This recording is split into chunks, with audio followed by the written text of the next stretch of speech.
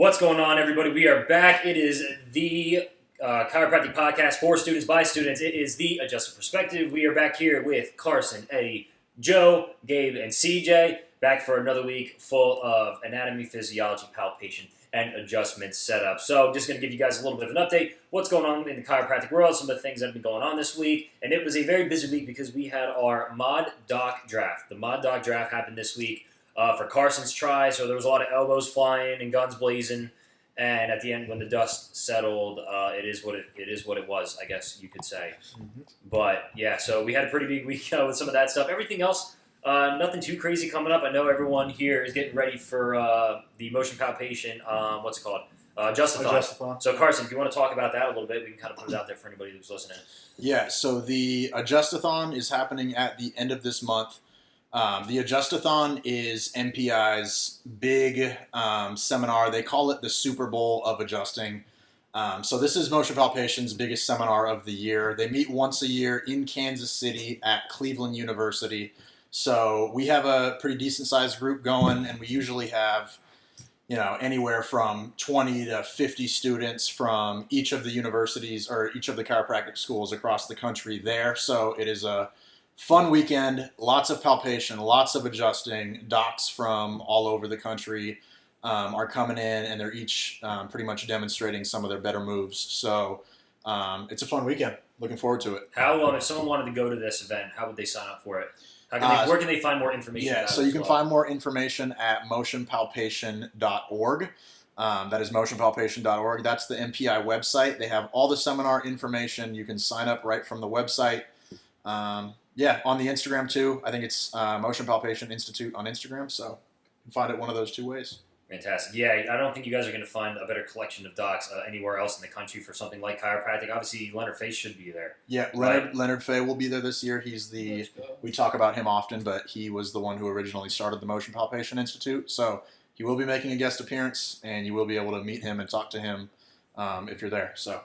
And I want to say something, because this is designed for prospective students or chiropractic students. If you're a chiropractic student and you don't feel confident in your adjusting or manipulating skills, I'm not associated with MPI like Carson and Gabe are, but I suggest going to one of these seminars because it took my adjusting skills from barely conscious and barely competent to that next level.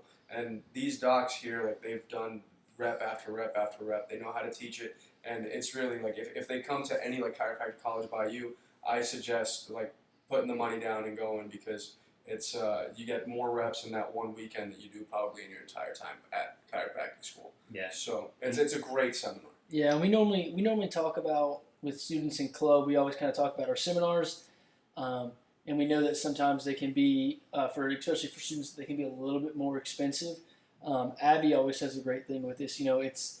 It's like investing in your future. You're investing into your profession, just like buying a textbook for a class in college when the textbook in undergrad was $300, but you needed to have it because it helped you.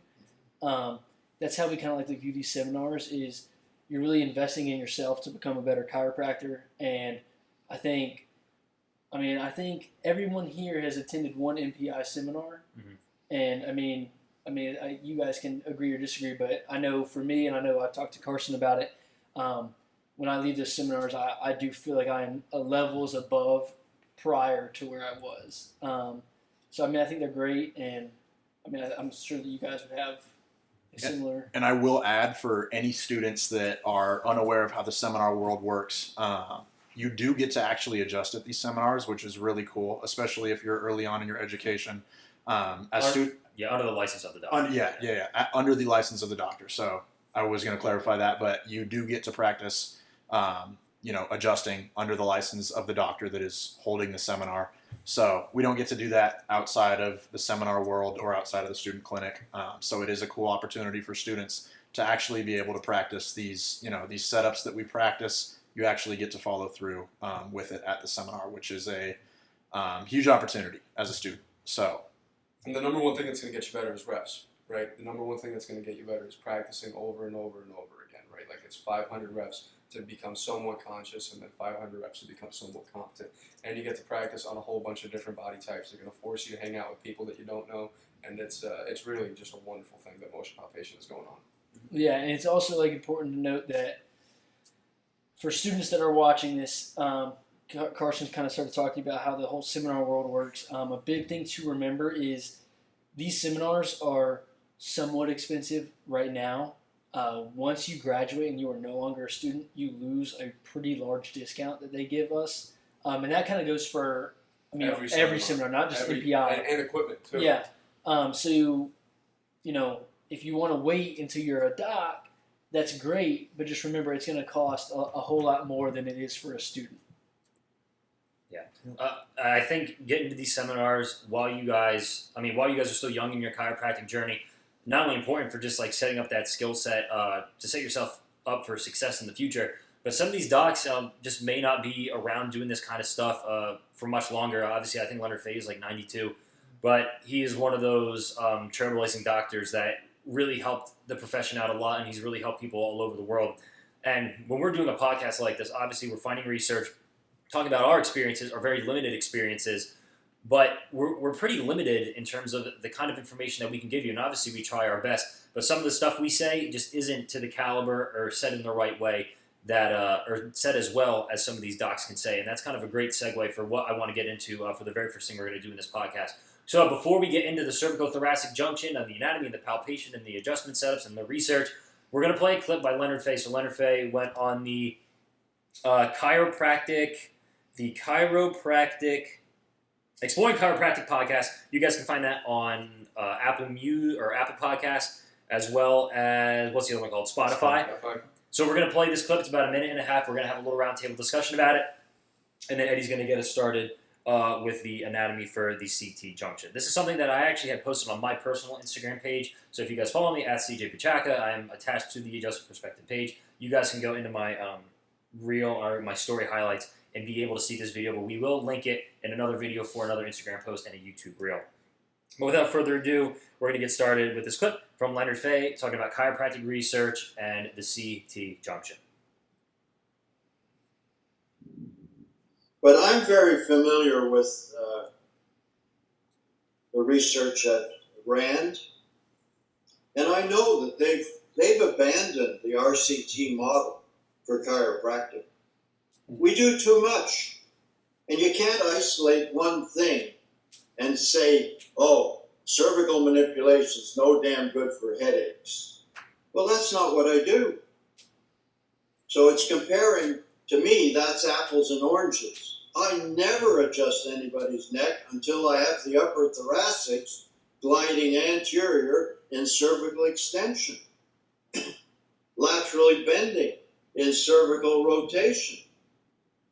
So if you just do cervical manipulation for headaches, you're going to get a lousy result, in my opinion, and you're going to then make a false conclusion that manipulation isn't that great for migraine headaches. Well, it is great if you include the upper thoracics and affect the sympathetic ganglion chain from its source. Now, why do I think the ganglion chain's involved? Because when I palpate and stress upper thoracically, patients start to perspire. That to me is That's the end of that video. So kind of just going off what Dr. Faye said there, I think there's one very important thing that we need to remember when it comes to chiropractic research and anything in the manual therapy world. In order for you to hold chiropractic to the same standard of vaccines and medication and for other things that are utilized in the allopathic medical world, so by the MDs and the DOs, it's almost not possible to set up the parameters of a study of a manual therapy with the same amount of specificity and the same kind of standard that you hold these other kinds of studies to. Now, Dr. Faye goes on to talk about in the rest of the video, like RCTs are still important. But when we look at a random research article, and I think I kind of went over this in the first video, we look at a random research article, whether it be a meta-analysis or a case study or an RCT or somewhere in between. We have to look at why they adjusted, how they adjusted, and everything else that goes along with, even from what we're taught at Palmer to what you guys learned with MPI. Do they take that stuff into account because it's easy to test a medication's effect on a specific blood marker, on a specific disease when you know the person has the disease. But randomly setting up on a person's spine and whacking on it and then saying there was no sympathetic involvement, there was no improvement in range of motion, there was no changes at the bone level on an x-ray or anything like that, anything along those lines, it's bad research. Or maybe it's good research for what it's worth, but it doesn't necessarily explain the chiropractic problem that we're trying to figure out. So if you're in the chiropractic world and you're getting worried because you're like, man, I don't necessarily see research, talk to experienced docs. Read up on your anatomy and physiology because there is room for the chiropractic world to grow as a whole.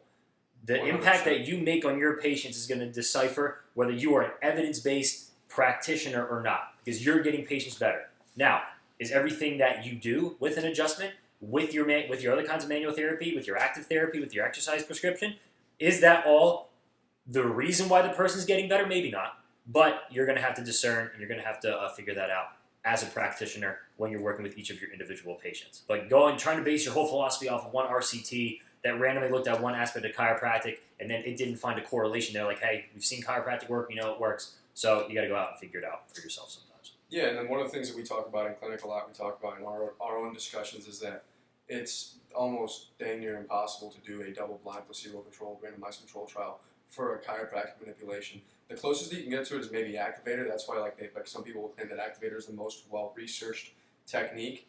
But even if you took a population that had no idea what an adjustment was and you were adjusting them and then doing like false therapies, it's going to be almost impossible to get chiropractors that don't know whether they are adjusting a person or not. And it's just very hard to judge chiropractic by the same metrics that we would a medication because we're an entirely different form of healthcare. So when people say, it's like, where is the double-blind placebo-controlled RCTs? I'm like, why are we holding chiropractic to the same standard of judgment as medication when our whole thing is that we want to be separate from the medical world and separate from the medication, right? So that was a great point that Leonard Faye brought up, and I also like how he's talking about how that's going to lead into the rest of our discussion because he's talking about when you're dealing with headaches, adjust the upper thoracics, not just the cervicals, and that's the CT junction that he's talking about. So that was a rather great clip, CJ. You guys have anything to add, Gabe, Carson? Not for there, no. All right, so this will into the anatomy. Cool. Yeah. So that'll catapult us in. Leonard Faye mentioned one important thing in that clip, talking about the mobilization. Not really. I don't want to say mobilization because it's a different kind of technique, but the adjustment of the upper thoracics and making sure that the joint play of the upper thoracics is doing what it needs to do. So that can allow the cervical spine to do what it needs to do and move the way it needs to move. So Eddie's going to get us started with anatomy. The CT junction is kind of like a teenager going through an identity crisis, right? It doesn't know whether it wants to be whether they want to be cervical vertebra or thoracic vertebra. So when we talk about the CT junction, we are talking about C7 to about T3. And now, this is a transitional area, and when we talk about transitional areas in the spine, we're not necessarily saying that we're going from cervical to thoracic. It is transitioning not only in function, but also in curvature, right? The anatomy of these vertebrae from C2 to about C6 is pretty standard, and about T3 to about T12, pretty standard. From C7 to T3, they're slowly transitioning to become more like thoracic vertebra. So that's how that's what we mean by transitional in structure. When we talk about transitional in function, this area is really interesting because you're going from a primary curve that is your kyphotic thoracic spine to a secondary curve, which is your lordotic cervical spine. And the secondary curves, those are the ones that you develop like through childhood development, and they're significantly more mobile than your primary curves that are found in the thoracic vertebra and then the fused sacrum. So what that's going to lead, to C7T1 have the most weight bearing for the head than any other cervical vertebra or thoracic vertebra, because the gravity, like the actual loading of the body, is falling directly through C7. That's why whenever we're palpating and learning how to palpate in school, you'll say like, all right, what is the last vertebra that has a P to A glide, right? And then you go below it, and that's C7. So that's why a lot of people like will see like they will have like thoracic, like cervical thoracic or CT junction issues, is because that C7 is doing the majority of the weight bearing. And what Leonard Faye was talking about in that video, like, hey, like if he wants to ensure cervical function, he looks at the upper thoracics, and that's because T1, T2, T3 have a great amount of influence on the entire cervical rotation of the spine, and that's when I come back to that point that the upper thoracic and lower cervical vertebrae aren't sure whether they want to be cervical or thoracic, because in certain studies where they like saw people that had fused segments along T1, T2, or T3, they saw that cervical spine, the motion and rotation and lateral flexion was reduced. That's why when it comes to palpating and assessing it, we assess the upper thoracics by looking at the motion of the cervical or the cervical spine or the head. So it's really just a really funky area. I'm not sure if funky is the right word, but it's these transitional areas are going to be like one of like the most bless you, Joe, the most problematic parts of the spine. It also, they become significantly less mobile in the cervical spine, not only because of the orientation of their facets, but also because they're now supported by surrounding costal articulations. They're supported by the ribs, they're supported by more musculature, and also the shape of the kyphotic curve doesn't allow it to move in the way that it should.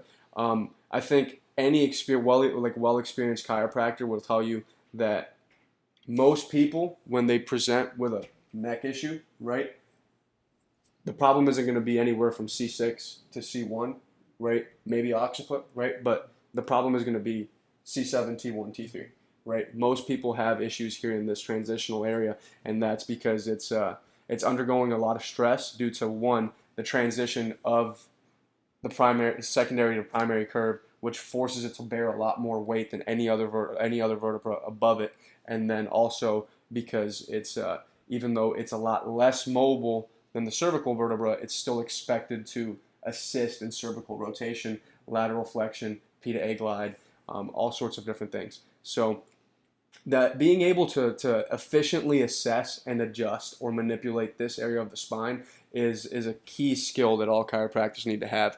And this is where a lot of people, like, I mean, if you just adjusted the CT spine, you probably would get a lot of patients better, right? If you did nothing but just like C7 to 3-3, you would get a lot of people better. So that's just a really quick review of the cervical thoracic spine. One thing that's been going around Instagram a ton, and I think we kind of touched about it the last 2 weeks, but the common terms that are being used and kind of the dismay for them in the rehab world, not just chiropractic, but things like upper cross syndrome, lower cross syndrome. Yeah. We can debate those terms all day, whether they have clinical implication or not, or whether a practitioner should look at those issues as something as broad as upper cross syndrome instead of individualizing the exact issue to the patient. A lot of people tend to not agree with the term text neck. So all the chiropractic videos that have been going around TikTok and Instagram where people are kind of ripping on chiros, or there's a chiro talking about something that maybe they don't know the most about, a lot of time there will be an x-ray on the screen and they'll say you have text neck, you have a loss of cervical curvature, you have a decrease in curvature and a fixation around the C7 through T1 area, maybe not said as eloquently as that, but there's a lot of clips of like neurosurgeons and other PTs and other chiros, evidence-based chiros, saying that text neck isn't a thing and it doesn't exist and the cervical curvature doesn't necessarily matter. So I was really curious about this and I looked it up because obviously we know that over time, the more time that a person spends in a specific kind of posture will change the axial weight bearing of that joint, of those few joints, and then potentially cause changes long term. And that's a very basic way of saying it. But here's one study. So a total of 25 studies. So the association between sedentary behavior and neck pain, a systematic review and meta-analysis. This is from February 4th, 2025. So brand new research within the last 7 months. Lights are on. A total of 25 studies with 43,000 participants met the eligibility criteria overall. The meta-analysis revealed a significant relationship between sedentary behavior and neck pain. So it looked at sedentary behavior, different things associated with sedentary behavior, and then the associated neck pain. Well, they could say, well, that doesn't necessarily mean text neck. We'll click the link to this research article here, but then I'm going to go to another study that we had found, the association between mobile phone usage, duration, neck muscle endurance, and neck pain amongst university students. This study found correlation analysis reveals a moderate relationship between neck pain severity and cervical extensor muscle endurance, a strong relationship between NPS and cervical flexor muscle endurance, as well as a strong relationship amongst daily phone usage time, DPUT, CFME, and NPS, with a moderate relationship between DPUT and CEME. So, like, is text neck bad? I think the question is, when we apply something like the S.A.I.D principle to someone doing something over and over and over again, causing a lack of motion in those joints, and then us talking about what we'll talk about here in a few minutes. I'll let Carson talk about the S.A.I.D principle a little bit. All of the neck flexor muscles, the autonomic nervous system considerations that we have to take into play. All the things come into play when we have poor posture for 10 years, 15 years, 20 years. Just because there's a natural change to the body that's subconscious doesn't necessarily mean that that adaptation that the body has overcome is necessarily beneficial to the person's physiology. I agree. And really quick before we move on, it's you said something about like text neck and then upper cross syndrome, and the general like belief the idea that people are debating is that some people say that it's not a valid diagnosis.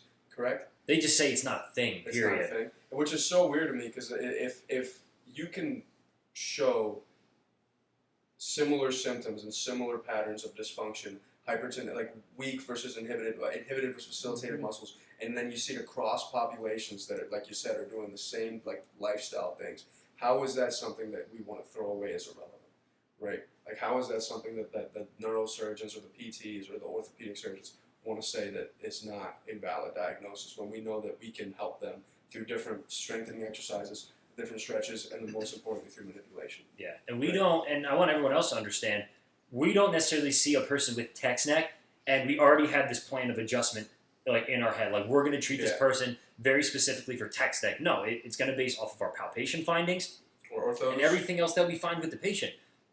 And then we are going to adjust and treat based off of our objective findings as doctors, not just coming in and looking at a person's posture. And that's where a lot of issues with x-ray analysis come in. People are saying, oh, well, you're just adjusting based off the x-ray. It's like, no, not really. That's not the goal, especially of this group right here. Yeah. We are going to go off of our palpation and everything else that we find with the person in our examination, not based off of some just random upper cross, lower cross, and text neck kind of diagnosis. So, Yeah. Carson, do you want to talk about the S.A.I.D principle? S.A.I.D principle, yeah. I'll get into it. CJ just briefly touched on what he called the S.A.I.D principle. So this is going to be a topic that if you listen to anything from Faye, you'll hear that Faye talk about the S.A.I.D principle a lot. What the S.A.I.D principle is it's an extension of something else called Wolff's Law. Wolff's Law is basically a principle that's talking about how bones adapt to the mechanical loads that they experience, and the bone may remodel or strengthen its internal structure based on whatever mechanical loads are put onto it. So we have this principle called Wolff's Law. S.A.I.D principle is basically an extension from that. It stands, if you spell the letters out, S.A.I.D, it stands for specific adaptations to imposed demands. So specific adaptations to imposed demands. So we can use this principle when it comes to how we deal with, the people that may come into our office or the people we're treating in clinic. You need to put a specific demand on tissues that may or may not have moved for long periods of time. So if you have somebody with, whether it be super stiff muscles or stiff joints or whatever, if those joints or muscles or whatnot have not had any sort of demand for movement on them in long periods of time, they have now taken, this role where they're, either hypertonic or they lack movement or whatever. We have to impose a demand on that, and that's what we do in our adjusting. And so until we consistently give it that specific imposed demand on the joint will not adapt. If you don't, if you're not moving and you don't start moving, you'll never be able to move well. So that's basically what S.A.I.D principle is that we're introducing, a demand on these tissues, whether it be muscular, whether it be joint, ligamentous. We're imposing this demand on these tissues so that they can change. And in our context specifically, we talk about, stiff joints a lot. Like, we want to help these segments move better. And today we're talking about the CT junction. So if somebody, has been stuck in that chronic posture forward for, a long period of time, to enact S.A.I.D principle, we're going to have to continually, over a period of time, add that demand of movement into that CT junction so that their upper thoracic segments can glide anteriorly or they can laterally bend. So, and everyone's going to adapt to the stimulus of an adjustment differently over time. There are some people who come in, maybe they take care of themselves pretty well, maybe they tweak themselves in the gym a little bit, maybe they just started a new job and they're sitting hunched over at their desk all day.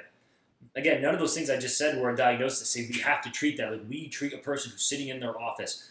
But how could you ever take one person and something that they're dealing with after it took that person a very specific amount of time, different from somebody else's specific amount of time, to get to the pain stage that they're in, and say that like one adjustment or two adjustments or three adjustments is going to help that person? And yes, put exercise therapy in what you're doing, right? We want to help that person continue to adapt with motion after we give the joint the ability to move better for a time being. But they say, oh, if a person doesn't get better in 6 visits, change what you're doing. Yeah, maybe change it up a little bit, but do you think a person is really going to get better from 10, 15, 20, 30 years of doing something over and over and over again, and has led to this chronic adaptation that has now hurt themselves in their physiology in one way or another? But that's why as chiropractors, like, don't come to us and like expect us to be like, oh, chiropractic has no evidence for treating arthritis. It's like, yeah, like, who can cure someone of arthritis? That's not the point.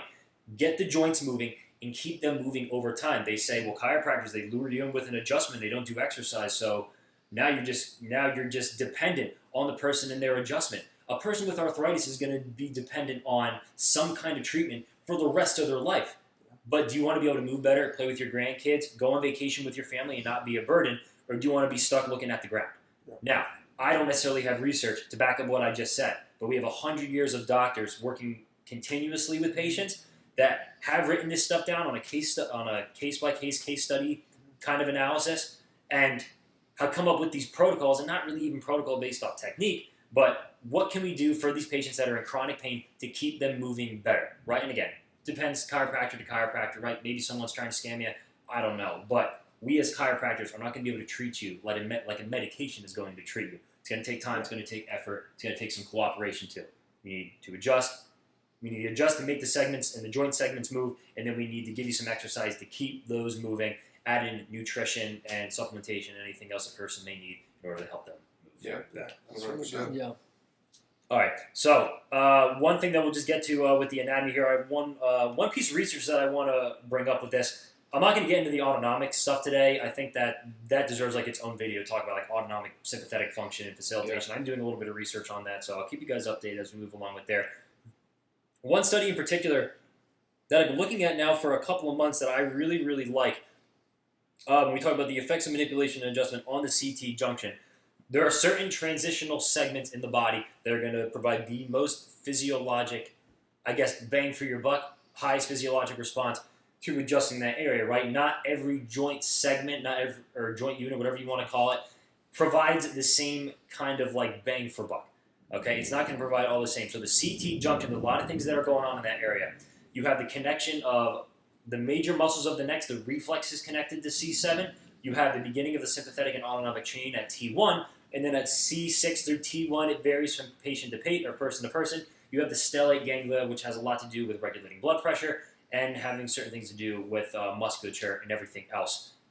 What we have to remember as chiropractors is one individual segment is not going to mean that anything connected to that segment is going to necessarily have an impact. So the thing with the stellate ganglia, when it comes to spinal surgery, and I am going to include in the link that I looked at for some of this, when you're doing a decompression spine surgery, the literature states, or from a doctor to doctor basis, you can't just decompress one segment because you have no idea if that person's nervous system structure looks like it does in an anatomy book.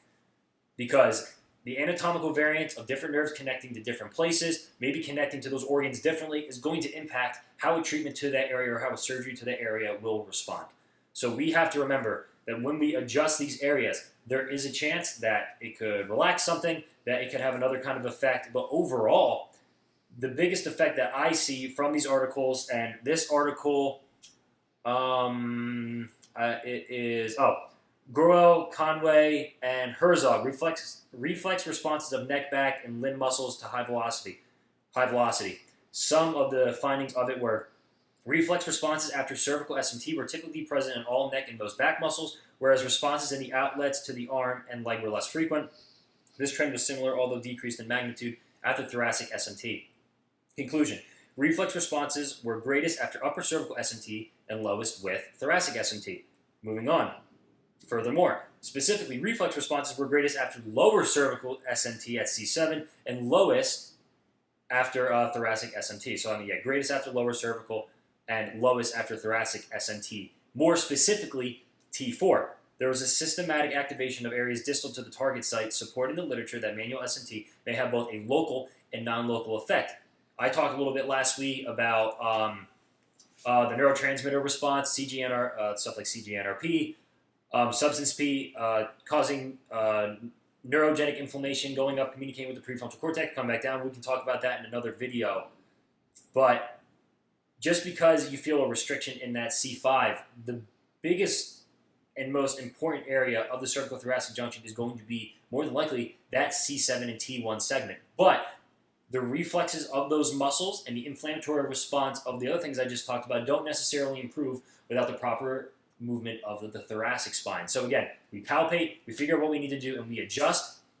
And these are some associated benefits of adjusting the CT junction when your palpation is right and you have a good high velocity, low amplitude adjustment in the right way against the restriction to help mobilize the segment, help that person move better. So with that being said, does anybody have anything else to add to that? Well, I was going to talk. You mentioned more importantly the C7 to T1 area, and I know we didn't want to get too deep into I don't know if you said you wanted to kind of stay away a little bit from the neurophysiology, but to just touch on a little bit, that C7 T1 area, it's innervated. I mean, the whole CT junction is innervated very well, as you kind of mentioned, which is why we're not going to get too deep into it because there's a lot of stuff that we can talk about there. But around C7 T1, it's supplied by the medial branches of the dorsal rami of C7. Yep. So each facet receives dual innervation from the dorsal rami above and below.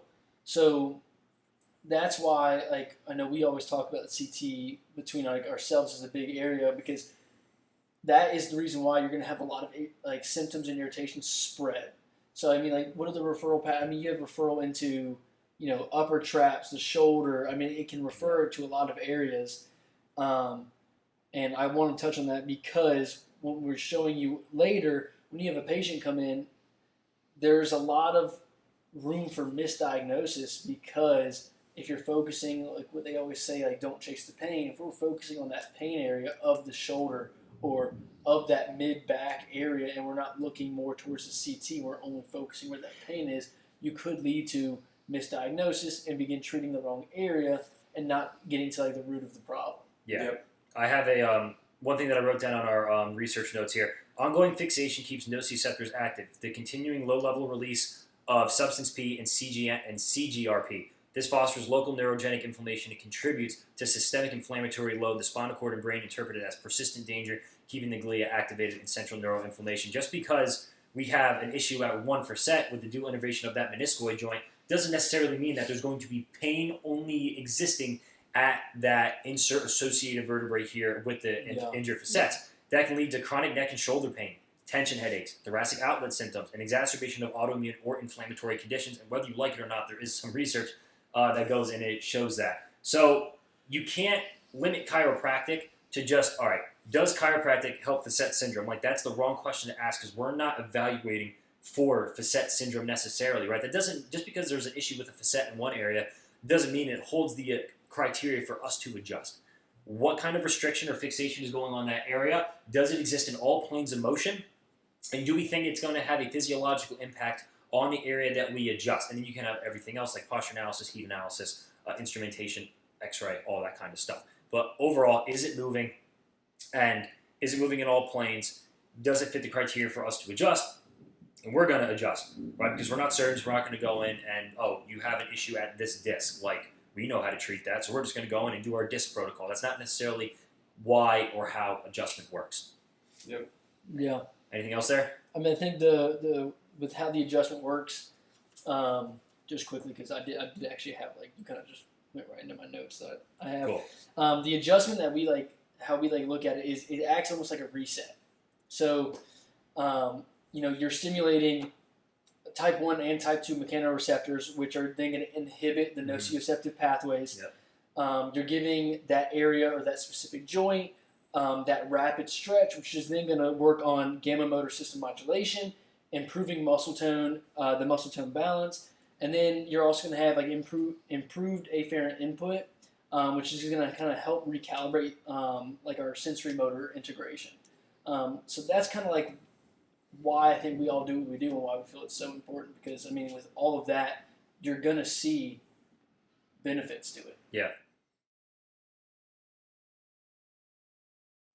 All right, guys, so now we are going to be going over the palpations for the CT junction. So just briefly, I'm going to show you. We're going to be working in this area right here. We're going to take a couple different contacts. Some are going to be over the spinous process. Some are going to come onto the side of the spinous process. But I'll show you guys the palpation flow that we can go through to assess the CT junction.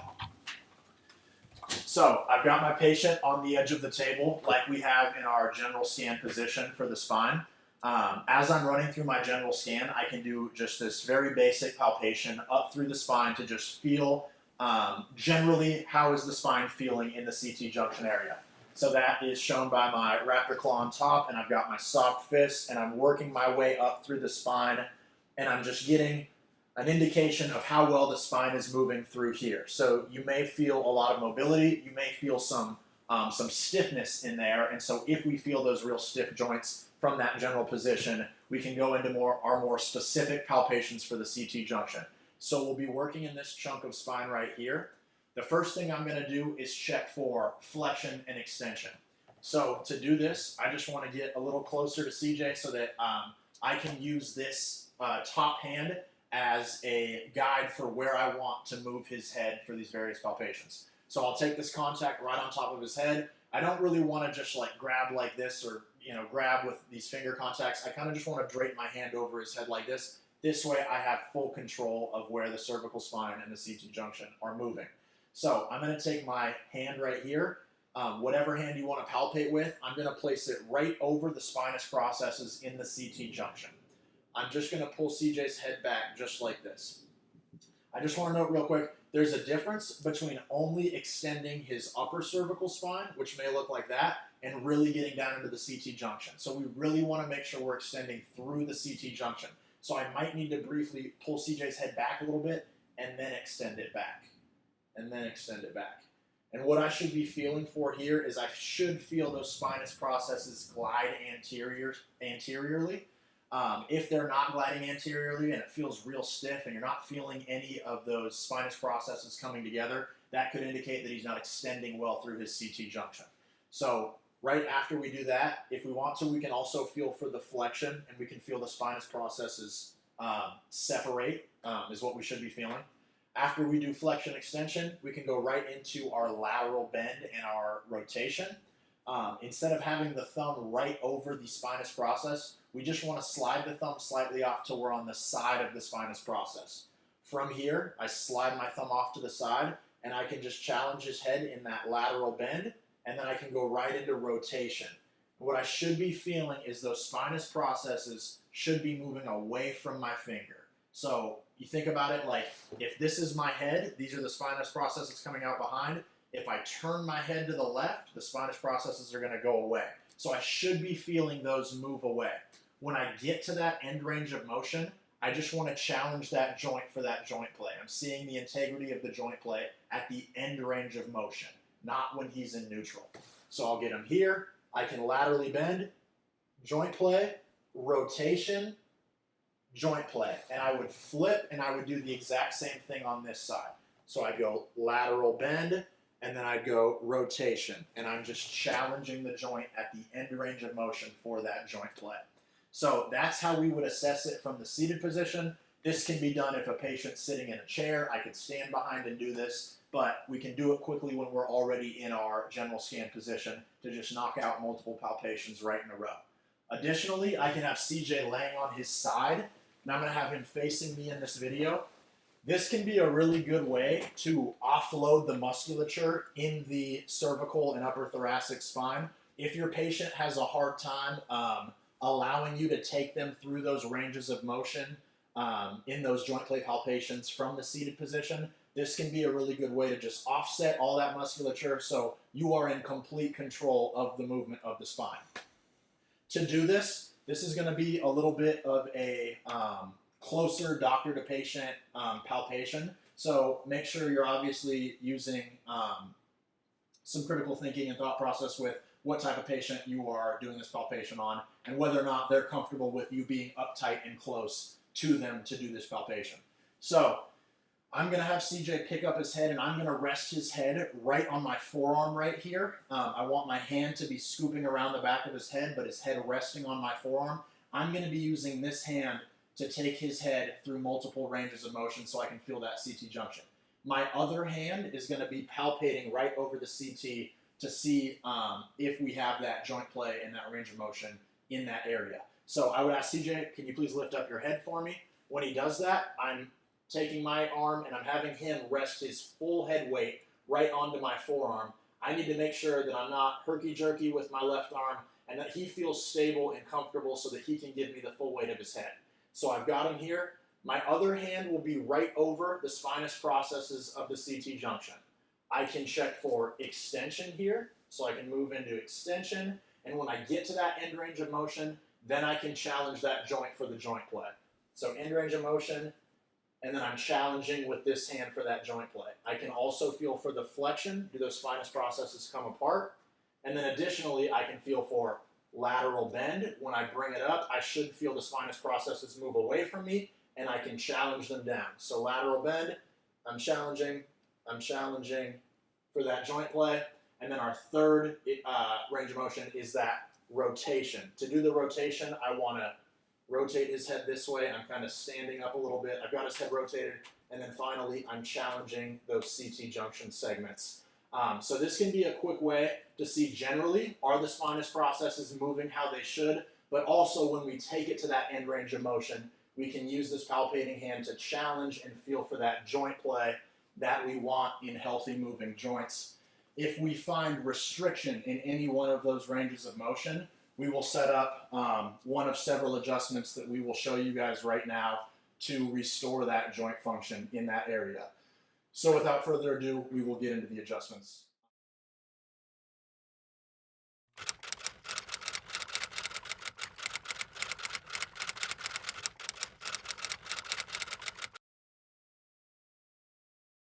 All right, guys, so the first adjustment that we're going to be showing you guys today is a motion palpation type technique that we call just the anterior CT. Compared to any other anterior, it's a little bit more, has a little bit more about it, a few extra steps.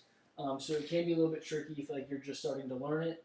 But we'll go through it really quickly, and I'll just kind of give you some tips and tricks at the end.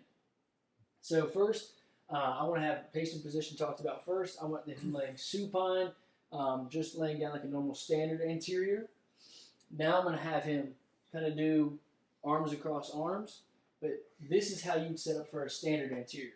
The difference here for the CT is I'm going to bring his arm up and have him just relax that other arm just over his shoulder. With this arm, I'm going to have him kind of give a hug around my neck, basically just relaxing the hand on the back of my neck. Once he's there, I can use this hand to stabilize. I'm going to roll him over, and this is where we're going to start what we call the 3 T's. So there's 3 T's for this adjustment. So our first one is, once I roll him over, I want to expose everything that I'm going to be adjusting. I'm then going to go up into the cervical region, get my contact, and I'm going to, first T, traction all the way down to that CT junction. So first T, traction all the way down, getting a tight contact of his CT junction. From here, I want to do my second T, which is tucking my elbow. So I want to tuck my elbow as far underneath as I can. I want to do this because if I don't and my arm is just out like this, when I go to drop on CJ, I'm basically putting all of my pressure on his scap to my forearm. That's not going to be comfortable for your patient. So once I get my traction down, second T is I want to tuck that elbow as far past the scap as I can. The third and final T is taking them over the top with you. So I'm going to take my stabilization hand. I'm going to apply pressure down on his elbow and I'm going to go down and around, and from here I can feel that tension building. I would then apply a small body drop. So that little motion you guys saw, it's kind of hard for you guys to see from that position, so I'll kind of just show you while standing. I'm hooking onto his elbow, and I'm going down and then back around. We kind of refer to it as a J scoop. So you're kind of making, like if you imagine drawing a J with his elbow, I'm going down and back around. Now, a quick tip with this one. For those of you that are just learning this, a lot of people really like to just do this J scoop and kind of hold to get like a feel for this adjustment and kind of feel for what they're trying to adjust. Big thing though, this movement puts a lot of stress on this shoulder musculature.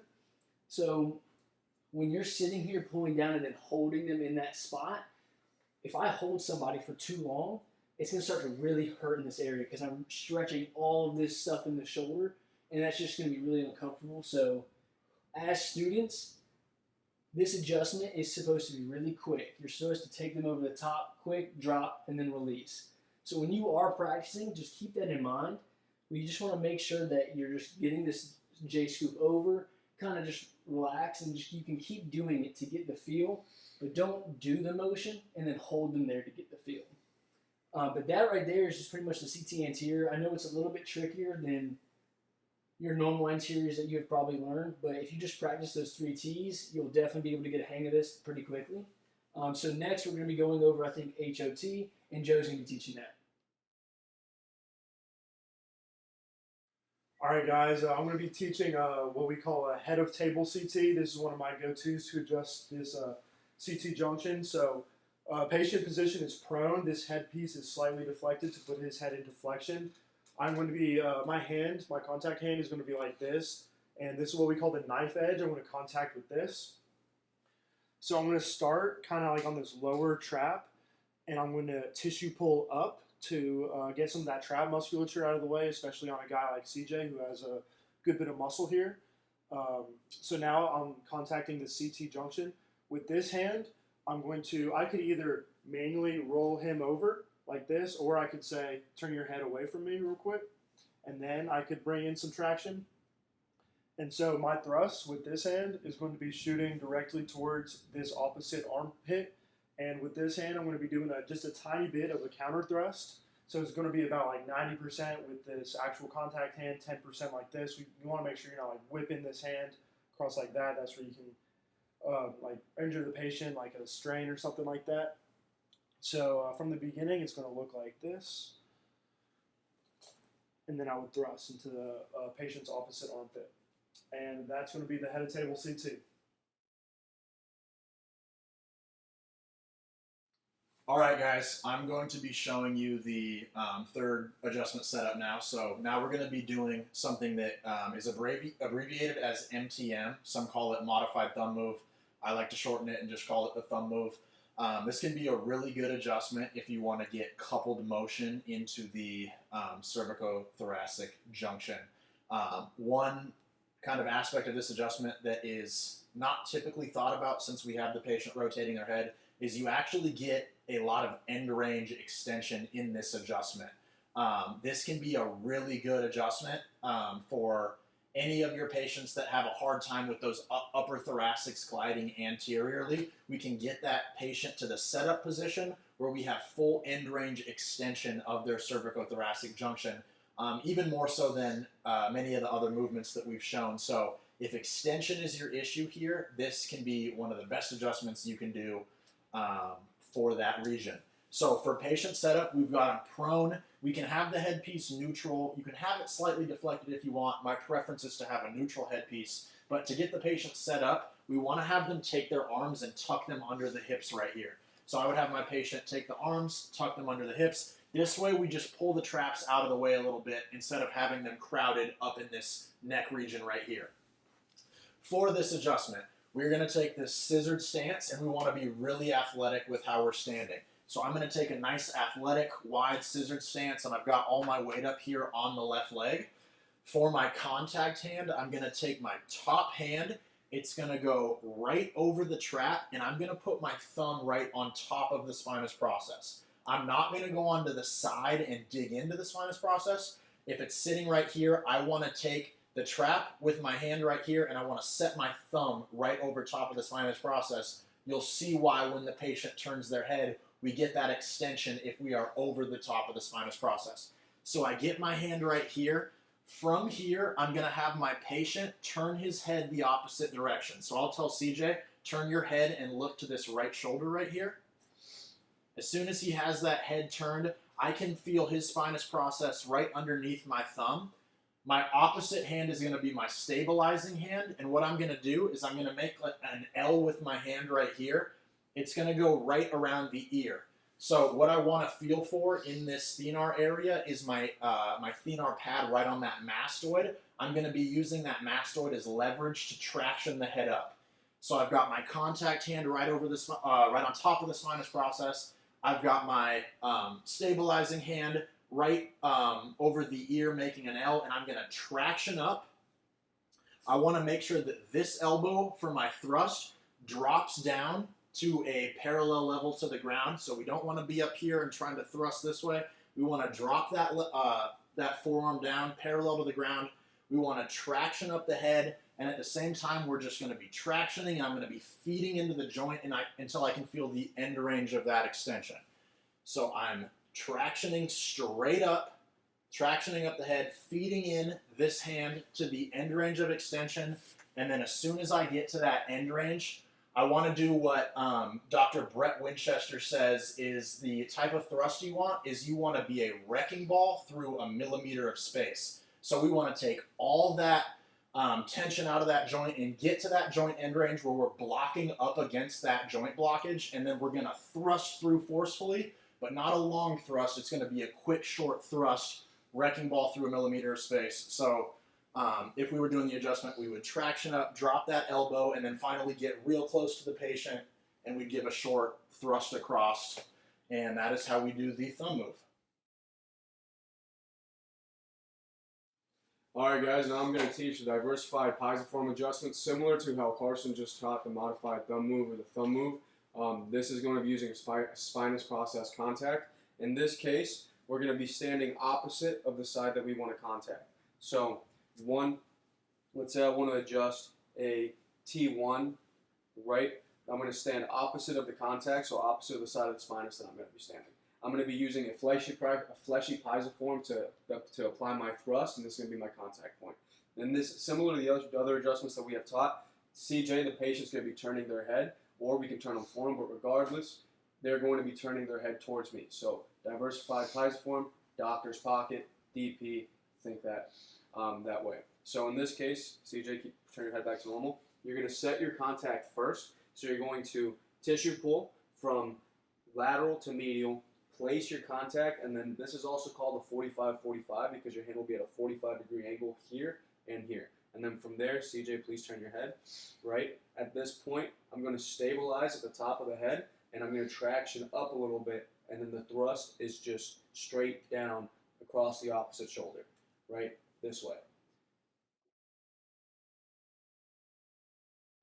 Now, on the same train of spinous contacts, we're going to show seated adjustments for the cervical-thoracic junction. We started with a prone adjustment, then we moved a supine adjustment, then we moved into prone adjustments, now this is a cervical adjustment.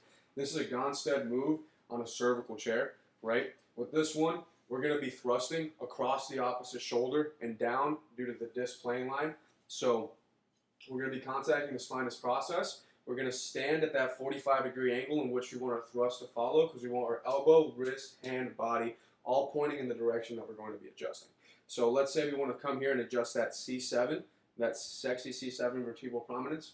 We're going to tissue pull up towards the spine, the lateral and medial up towards, we're going to lateral to medial and I to S up towards the spinous process, and I'm going to lay the back of my finger, right, up against the lateral side of the spinous process.